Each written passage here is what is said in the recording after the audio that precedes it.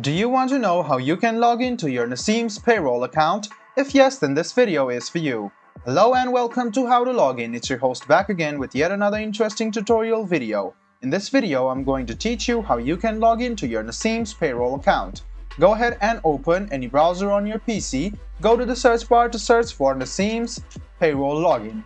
Click on the second link which appears on your screen and it will take you to the official login portal of Nasim's Payroll. Now what you need to do is write down your email address on the first box.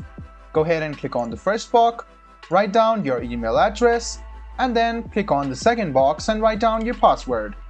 Make sure to check your password by clicking on this icon.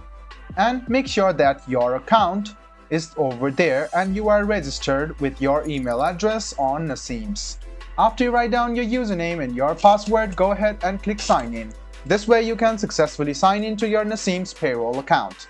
If in case you have forgotten your password, click on this link and it will take you to the password generation site, and you can see that you can send your email address and you can reset your password once again. So guys, this is how you log into your Nasim's Payroll account. I hope this video was helpful for you.